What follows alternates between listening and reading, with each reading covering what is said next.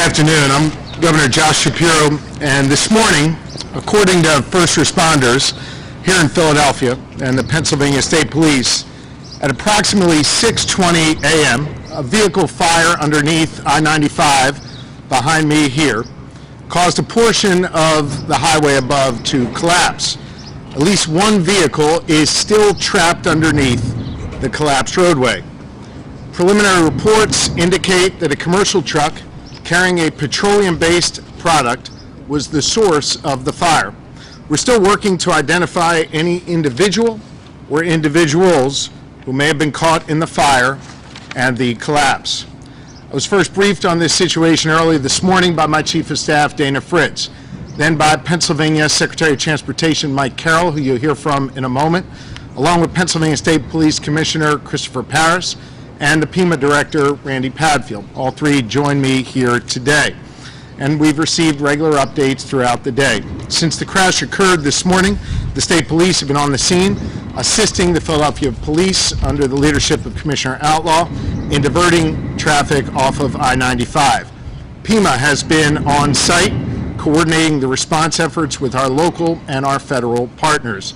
Since this morning, PennDOT personnel and Secretary Carroll himself have been on site inspecting the roadway. Finally, DEP, the Department of Environmental Protection, under the leadership of Acting Secretary Nagrin, has been coordinating with the United States Coast Guard and the Philadelphia Water Department to conduct environmental assessments. While this is still very much an active scene, I just completed an aerial view of the site and received a briefing from law enforcement, first responders, and transportation experts on the ground together with Mayor Kenney. As has been reported, the northbound side of I-95 has completely collapsed, and the southbound side is not structurally sound to carry any traffic over it. In response, PennDOT, the City of Philadelphia, and SEPTA, under leadership of Leslie Richards, who joins us today, have created detours and are working on further alternative methods to ensure folks can safely get to where they need to go. We're also looking at interim solutions to connect both sides of I-95 to get traffic through the area. With regards to the complete rebuild of I-95 roadway, we expect that to take some number of months. We expect it to take that time, and we will have that specific timeline set forth once the engineers in PennDOT have completed their review. To expedite this process and to cut through the red tape, tomorrow morning I plan to issue a disaster declaration, allowing the Commonwealth to immediately draw down federal funds and move quickly to repair and reconstruct this roadway. I've spoken directly to Secretary Pete Buttigieg of the United States Department of Transportation, along with Senator Casey, Congressman Boyle, and other federal officials. My Chief of Staff has spoken directly to White House officials. All of our federal partners have pledged a complete and total support and assistance as we create alternative routes and as we rebuild I-95. Secretary Buttigieg has assured me that there will be absolutely no delay in getting federal funds deployed to quickly help us rebuild this critical artery. I-95, of course, is a critical roadway that supports our economy and plays an important role in folks' everyday lives. Our administration, together with the Kenney administration and all of our partners, are all hands on deck to repair this safely and as efficiently as possible. For those who need up-to-date information on detours, my administration has just set up a website, pa.gov/I-95 updates. You can go there for regular information. I want to thank our local, state, and federal partners, as well as our partners in New Jersey and Delaware, who together with our law enforcement and first responders and community leaders are all working together constructively and methodically to address this disaster. And with that, I'm going to introduce Mayor Kenney, followed by several other speakers, then I'll return to the podium for any questions that you may have. Mayor Kenney. Thank you, Governor. Thank you, Governor, and thank you all for joining us for this update. As was just discussed this morning, a large fire under I-95 near the Cotman Avenue exit caused a portion of the highway to collapse. Right now, the fire is under control. Both city and state agencies are responding to address impacts to residents in the area and travelers affected by road closures and detours. At this time, we are advising residents to please avoid the area and plan for alternative routes of travel. In addition to road closures, we expect delays of trash collection and SEPTA bus routes in the area. We are not aware of any injuries or fatalities at this time, but we understand the situation remains fluid. I am grateful to our first responders for the dangerous, life-saving work that they do to keep residents and visitors safe. This is really where teamwork and quick thinking come into play, and I want to thank the Philadelphia Fire Department, the Philadelphia Police Department, the Office of Emergency Management, and other city, state, and local partners for your continued response to this incident, including the Pennsylvania State Police and PEMA. And I also want to thank Governor Shapiro for being here with us for his support. Coordination between state and city agencies has been and will continue to be essential to our emergency response efforts. Additionally, repairing the damage caused by this incident in a timely manner will require a strong, coordinated effort between city, state, and federal agencies. And again, I want to thank, I had the opportunity this morning to speak with Secretary Buttigieg, who is closely monitoring the situation, and we appreciate the federal government's offer to support recovery and reconstruction. Also received calls from Senator Casey, Congressman Boyle on this issue. We will continue to provide updates to residents and visitors as they become available. I want to thank everyone for being here, and thanks for all their courageous efforts to respond to this. Now I'd like to call on Deputy Commissioner Thompson of the Philadelphia Fire Department for the Fire Department's update. Thank you, Mayor Kenny. As the mayor stated, the fire is under control, but the fire department continues to remain on scene just to make sure, as a precautionary measure, because of the large volume of product that was involved, we want to make sure that if the fire it restarts, that we are there to quickly respond and take care of that. So we do have resources. We have 2 engine companies as well as a medic unit on scene as precaution. In addition to that, we have the fire marshal's office and his staff. They are here to investigate, as we do with all fires. And we will continue to be here until this situation is fully mitigated. I'd like to thank all of our partners, the Philadelphia Police Department, PGW, the Water Department, for all of their assistance in helping to mitigate this disaster. Thank you. With that, I'd like to bring up Secretary Carroll. Commissioner, thank you. Good afternoon. The I-95 segment behind us carries roughly 160,000 vehicles per day. A very, very heavily traveled interstate, likely the busiest interstate in our Commonwealth. I would like to thank Governor Shapiro and the mayor for their wonderful leadership in directing and ensuring the speedy response to this catastrophe. PennDOT and our partners were on scene immediately, engaged a contractor that was nearby, and had equipment on scene within hours of the accident. We will continue that effort over the next 24 hours through the night to make sure that we have the collapsed section removed as speedily as possible, and then advance efforts with respect to the replacement and repair going forward. It is our goal to be as quick in our response and our remediation of the challenges as we can. As was mentioned, there's a website that will direct folks to information on detours, and I encourage folks to look at those opportunities and information. The challenges will be real when it comes to traffic movements in the city as a result of this incident. But working with our partners in the Philadelphia Police Department and others, I'm confident that we will get past this in a way that recognizes the challenges before us.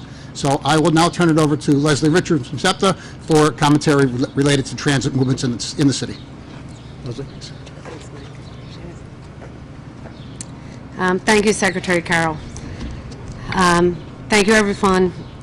This is an emergency that has created a tremendous challenge for our transportation network.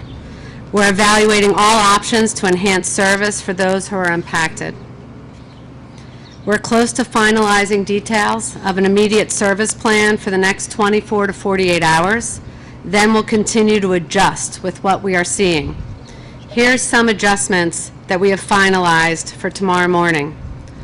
We're adding capacity on the Trenton, West Trenton, and Fox Chase lines. That means additional cars on scheduled trains. We're going to bus the Kinwood line so that we can repurpose equipment and personnel and get them over to the Trenton line. Thanks to our partners at the Philadelphia Parking Authority, there will be free parking at their 3 park and ride lots, at Fern Rock, at Fox Chase, and at Torresdale. There's also free parking at all SEPTA-owned regional rail lots, as well as at the Frankfurt Transportation Center for access to the Market Frankfurt line. For those who have not taken regional rail in a while, we also want to note that you can use a credit card to pay your fare on board, and your conductor will help you with that. SEPTA will utilize all resources it has available to help you get through this.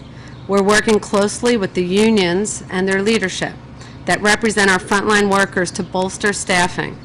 We know there's going to be needs that come up as the days go on, and we're working to have additional personnel ready to help us respond. I also want to note that on all of our services, we have capacity. We are still below pre-COVID ridership, and we hope people will consider all the options that we have available for them. We are all going to need some extra patience in the coming days. Please work with us as we work through this, especially tomorrow morning. We ask employers to be as flexible as they can with their workforces. It's going to take longer than normal to get to work tomorrow. Please continue to check our website, septa.org, and our Twitter account, which will be updated on a regular basis. We're also opening up our customer service call center early tomorrow morning, and representatives will be available by phone starting at 6 a.m. You can call 215-580-7800, and we're here to help. Thank you so much, and thanks, Governor Shapiro, for being here. Thank you. I hope it's clear to everyone here that every agency, local, state, and federal, are working together to address this. I also want to thank several of our elected officials who are here with us from City Council as well as from the State Assembly. With that, while this is obviously a fluid situation, we'll do our best to answer any questions that you have. Governor, based on what you've seen in your briefing, is there anything that indicates this could have been intentionally set? And in your conversation with the Secretary of Transportation, is there a cost yet associated with the damage to this section of the overpass on 95? It's an ongoing investigation, so I'm not going to comment on the first part of your question. On the second part of your question, the Secretary of Transportation, Pete Buttigieg, has made it clear that whatever resources would be needed to rebuild I-95 and to do so in a safe and expeditious manner would be provided to us. Governor, from what you saw from flying over the highway, just kind of give us your thoughts on exactly just seeing the scene of that collapsed highway and the potential catastrophe that would have been avoided if it had been a different day of the week. Just, I mean, remarkable devastation. And I found myself, thanking the Lord that no motorists who were on I-95 were injured or died. Just a remarkably devastating sight, one that our first responders, law enforcement, and others contained very, very quickly. They got people out of harm's way. And now, under the leadership of Secretary Carroll and others, the hard work of clearing the site and rebuilding it will be underway, and we're going to move as quickly as possible. Governor, can you tell us a little bit about the environmental impact here? Because the Coast Guard said that there may have been, over 8,000 gallons of gasoline that may have been exposed to this area. I'm going to defer to, I think it's the fire department behind us here, but I can tell you our acting secretary of DEP was on top of it together with the Coast Guard and others. There was a very, very slight sheen in the sort of entry area of the waterway. It was contained with booms that were put up. There's no threat to anyone's drinking water and no threat to the water. Anybody want to add anything? This is a heavily traveled interstate. Let me ask the mayor to add on that, and then I'll come over here. Go ahead, Mayor. Hi, I'm sorry. Good afternoon, everybody. My name is Brendan Riley. I'm the Director of Water Operations for the Philadelphia Water Department. Currently, at this point in time, we have no concerns of any environmental impact to our water intakes at the Baxter Water Treatment Plant. There was a lot of coordination with the Department of Environmental Protection, the U.S. Coast Guard, as well as PennDOT to make sure that we responded appropriately and deploy some booms not only at our intakes, but also at the outfall location where there was any potential discharge. Thank you. Yes. Governor, we're talking about a major interstate here with wide-ranging impact. What solutions are we looking at Again, number one, detours. Number two, added capacity on SEPTA. You heard Leslie Richards speak to that before. We're then going to look at other alternatives to connect the roadway beyond detours as a temporary measure, and then working together with our federal partners, thanks to their assurance that those resources will come once I sign that disaster declaration tomorrow, a speedy rebuild of I-95. Governor, you mentioned that the truck was carrying a petroleum product. Do you know how much, and do you know who this, was it a tanker, who did it belong to? Really can't offer any more than just it was a petroleum product. As soon as we're able to confirm more than that, we will. Yes, in the back. Could you name the tanker company and if they're going to be held responsible for cleanup and... It's not something I can offer at this time. Yes. You mentioned individuals and possibly trapped still in that vehicle, so it's possible there's someone still in that vehicle. That is possible. It's an ongoing investigation. I really can't comment beyond that. I think we'll have updates on that hopefully shortly. Yes. Anything from the media? Yes. Governor, there has been criticism in the past about, various bridges and roads and the issues with infrastructure here in the country. How confident are you that you are going to get the funding that is required to get I-95 back up and running? Secretary Buttigieg made clear we will have the resources we need. Senator Casey is prepared to do whatever is necessary, Congressman Boyle and others.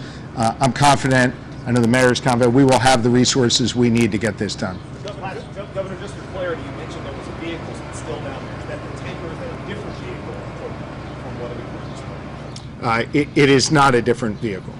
Last question. Governor, do you have any expectation of how many tons this particular section of 95 is? I mean, are we talking 1,000 tons? Secretary Carroll, do you have anything you can add on that?